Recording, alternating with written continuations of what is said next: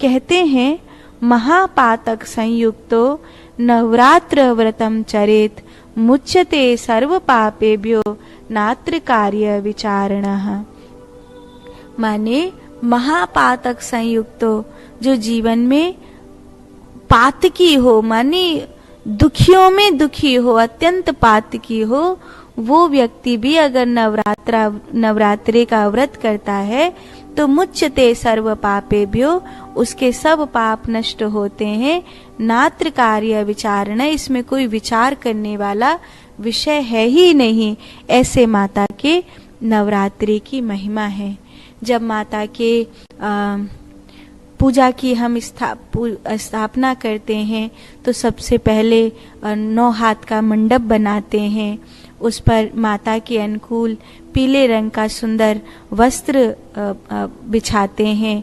उसके ऊपर माता की तस्वीर रखते हैं, चुनरी उड़ाते हैं और विशेष रूप से माता की पूजा में जो जो चीजें चढ़ती हैं उन सबको समर्पित करते हैं। रोली, चंदन, फूल, मोली आदि सभी वस्तु लेकर माता का पूजन करते हैं और पंचामृत से माता का पूजन करते हैं। पंचमेवा का भोग लगाते हैं, अखंड दिया जलाते हैं, कलश स्थापन करते हैं। कलश के ऊपर एक नारियल रख करके उसके ऊपर कोई चुनरी या साड़ी लपेट करके कलावे से बांध करके उसको रखते हैं। जौ बोते हैं मट्टी में।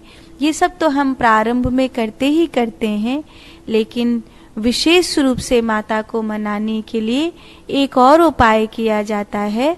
वो ये है कि चाहे आपकी नवरात्रि में कोई भी माने आपकी विधि गड़बड़ हो गई या आपको नहीं समझ में आ रहा कि कैसे माता को क्या चढ़ाऊं, मैं क्या पूजा करूं, तो माता को प्रसन्न करने के लिए, चाहे दुनिया में कोई आपके ऊपर कितने भी बड़े टोने टोटिके कर रहा है, माता को प्रसन्न करने के लिए ये वाला उपाय आप कर सकते हैं। एक बेलपत्र लें और उस बेलपत्र पर जो ऊपरी हिस्सा है, उसका जो सीधा वाला हिस्सा है, उसके ऊपर सिंदूर लगाएं और सिंदूर लगा करके, सिंदूर कैसा हो उसमें थोड़ा सा सिंदूर में हल्का ऐसे घी मिला लें और जैसे, और उसके ऊपर बेलपत्र के ऊपर लगा करके, सिंदूर वो नहीं हो जो हनुमान जी को चढ़ता है वो वाला नहीं, बल्कि वो जो रोली के रूप में, सिंदूर के रूप में, ये लाल वाला जो तिलक में लगता है वो वाला, चोला वाला सिंदूर नहीं लिया जाता। जो लाल वाला सिंदूर है जो मैयाएं मांग में भरती हैं वो वाला लिया जाता है। और उसको बेलपत्र का जो चिकना वाला हिस्सा रहता है, ऊपर सीधा पत्ते का जो हिस्सा है, उस तीनों पत्तों पर उस सिंदूर को लगा करके उसे माता की तस्वीर पर इस प्रकार, जैसे आप पिंडी पर, शिवलिंग पर बेलपत्र चढ़ाते हैं, तो उसी प्रकार बिल्कुल माता की जो तस्वीर मूर्ति आपने नवरात्रि में स्थापित करी है उस पर आप चढ़ाएं। आप किसी भी दिन चढ़ा सकते हैं, और अगर पूरे 9 दिन नहीं चढ़ा पाए तो अंतिम दिन जब माता की हवन से पहले पूजा करते हैं उस समय आप समर्पित करिए। नहीं तो नवरात्रि के जिस भी दिन आपको यह सुविधा संभव हो उसी दिन आप यह उपाय करिए माता को प्रसन्न करने के लिए। ये एक बहुत सुंदर प्रयोग है जो शायद आपको सब प्रकार की बाधाओं से, सब प्रकार की विपत्तियों से बचा लेने के लिए मान्य है। तो ऐसा आप करिए। और जो नवरात्रि में माता के 9वें दिन पूजा होती है, कई लोग अष्टमी को पूजा करते हैं, कई लोग नवमी को पूजा करते हैं। तो अष्टमी जैसे हम लोग हमारे यहाँ पर पहली नवरात्रि परवा और अष्टमी और आखिरी नवरात्रि अष्टमी, इन दोनों का व्रत किया जाता है, तो इसलिए हम लोग नवमी का पूजन करते हैं। बाकी कई जगह ऐसा देखा गया है कि लोग सप्तमी को भी पूजन कर लेते हैं, छठवीं को भी पूजन कर लेते हैं, अष्टमी को भी पूजन कर लेते हैं। पर जहाँ तक हमने अपने बचपन से अपने यहाँ देखा है उसमें नवमी का, महानवमी का पूजन होता है विशेष रूप से। तो जब हम नवमी का पूजन करते हैं और सुबह में हवन करेंगे, रामनवमी है, राम जन्मोत्सव की बधाई गाएंगे, उत्सव मनाएंगे और जो भी आपने पाठ किया है, पूजन किया है, उसका दशवांश हवन करके यज्ञारी जोत लेकर माता की, उसके बाद छोटी छोटी कन्याओं को निमंत्रित करेंगे। और जब उन सब कन्याओं को निमंत्रित करें तो कम से कम 9 कन्याएं जरूर होनी चाहिए और उसमें एक लांगुरा भी, एक बालक अवश्य होना चाहिए। इससे आपकी जो पूजा है उसको मान्यता प्राप्त होगी। अगर ऐसा नहीं हो पाता कि आप पूरी 9 कन्याएं आपको मिले तो कम से कम 2 या 3 कन्या तो होनी ही चाहिए। कहते हैं कन्या पूजन के समय कन्याओं को पूर्व या उत्तर की दिशा की ओर मुख करके बैठाना बहुत शुभ होता है। आपको अपने किसी बात या व्यवहार से उन जो कन्याएं वहां भोजन करने के लिए आई हैं उनका किसी भी तरह से अपमान नहीं होना चाहिए। उनको कोई भी ऐसी वस्तु भेंट में दे जो, और फल अवश्य भेंट में देने चाहिए, फल जरूर मंगा लेनी चाहिए उन कन्याओं को भेंट में देने के लिए। और कोई भी ऐसी वस्तु जो बालकों को प्रसन्नता दे, लेकिन वो विद्या से संबंधित हो, वो पूजा पाठ से संबंधित हो, ऐसी कोई वस्तु बालकों को देनी चाहिए। ऐसा नहीं कि पता पड़ा आप चॉकलेट मंगा करके दे रहे हैं, वो सब मतलब जो तामसी वृत्ति की चीजें हैं वो नहीं। आपको ऐसी चीज बच्चों को देनी है जो उनके उपयोग में भी आए, पॉजिटिव एनर्जी भी हो और वो आपके नवरात्रि व्रत को पूरा करती हो।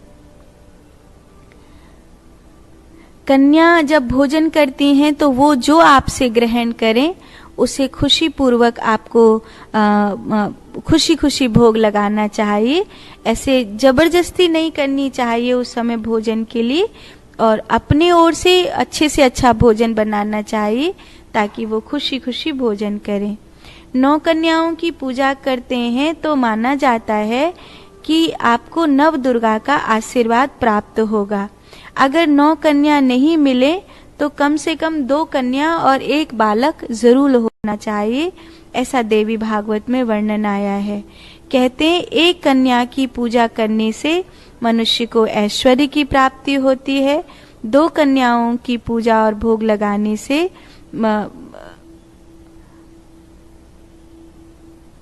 पुरुषार्थ की प्राप्ति होती है, 3 कन्याओं की पूजा करने से मनुष्य को सुख शांति की प्राप्ति होती है, 4 से 5 कन्याओं की पूजा करने से बुद्धि और ज्ञान की प्राप्ति होती है, 6वीं कन्या की पूजा करने से सफलता की प्राप्ति होती है, 7वीं कन्या की पूजा करने से परम पद की प्राप्ति होती है, 8वीं कन्या की पूजा करने से अष्टलक्ष्मी की प्राप्ति होती है। 9 कन्याओं की पूजा करने से मनुष्य की सर्व प्रकार की मनोकामना पूर्ण होती है। देवी भागवत में लिखा है कि 1 वर्ष की कन्या का पूजन नहीं किया जाता और 10 वर्ष से ऊपर की कन्या का पूजन नहीं किया जाता। 2 वर्ष से लेकर 10 वर्ष के मध्य की कन्या का ही 9 देवी की कन्या का जो आप विशेष पूजन कर रहे हैं वो किया जाता है। उनके पग धोना, उनके माथे पर केसर रोली का तिलक लगाना, उन्हें चुनरी उड़ाना, उनकी सब प्रकार माता के रूप में पूजा करना। तो वो जो 2 बरस की कन्या होती हैं वो कुमारिका कहलाती हैं, 3 वर्ष की जो कन्या होती हैं वो त्रिमूर्ति कहलाती हैं, 4 बरस की जो कन्या होती हैं वो कल्याणी कहलाती हैं, 5 बरस की जो कन्या होती हैं वो रोहिणी कहलाती हैं, 6 बरस की जो कन्या होती हैं वो कालिका कहलाती हैं, 7 बरस की जो कन्या होती हैं वो चंडिका कहलाती हैं, 8 बरस की जो कन्या होती हैं वो सांभवी कहलाती हैं, 9 बरस की जो कन्या होती हैं वो दुर्गा कहलाती हैं और 10 बरस की जो कन्या होती हैं वो सुभद्रा कहलाती हैं। इस प्रकार 9 देवी में 2 बरस से लेकर 10 बरस तक की कन्या का पूजन होता है। ब्राह्मणी सर्व कार्येषु जयार्थे नपवंशजा, लाभार्थे वैश्य वंशोत्था, मतावा शूद्र वंशजाः। उन 9 कन्याओं में ब्राह्मणी हो या वैश्य की कन्या हो या क्षत्रिय की कन्या हो या शूद्र की कन्या हो, उन चारों वर्ण की कन्याओं का पूजन करना चाहिए। कहते हैं ब्राह्मणी कन्या का पूजन करने से मनुष्य के सर्व कार्यों की सिद्धि प्राप्त होती है, और कोई क्षत्रिय कन्या का पूजन करता है तो उसको किसी भी युद्ध क्षेत्र में या जो मुकदमा आदि है या लड़ाई आदि है उसमें विजय प्राप्त होती है, धर्म की जय होती है। और अगर वैश्य की कन्या है उसका पूजन करते हैं तो उसकी प्रसन्नता से भगवती लक्ष्मी प्रसन्न होती है, सभी प्रकार के लाभ प्राप्त होते हैं। और शूद्र की अगर कन्या वहां पर आप पूजा कर रहे हैं तो आपके जीवन में जो भी प्रारब्ध ऐसे हैं जिनको आप तपस्या कर करके भी नहीं काट पा रहे हैं, वो किसी शूद्र की कन्या के आशीर्वाद देने से वो प्रारब्ध कट जाते हैं। इस प्रकार ब्राह्मणी सर्व कार्येषु जयार्थे नपवंशजा, लाभार्थे वैश्य वंशोत्था, मतावा शूद्र वंशजाः। इस प्रकार 9 कन्याओं का पूजन हम करते हैं। तो अब महानवमी आ रही है, 17 अप्रैल की है, तो आप जब महानवमी में पूजन करेंगे, राम जन्मोत्सव मनाएंगे, और पूरा देश इस समय राम में हुआ है। 500 वर्ष बाद राम मंदिर बना है। आप सभी से प्रार्थना है कि इस नवरात्रे पूजन करके, और बस यही प्रार्थना करनी है कि ये राम का देश वापस राम के हाथों में आ जाए। जो कुछ विदेशी ताकतें मेरे राम जी के देश को लूटने के लिए, हड़पने के लिए, मिटा देने के लिए सज्ज होकर के बैठी हैं, उन सभी विदेशी ताकतों को हम अपनी वोट की ताकत से मुंह तोड़ जवाब दे सकें, और स्वतंत्र भारत सनातन धर्मियों के लिए, हिंदू धर्मियों के लिए सब प्रकार से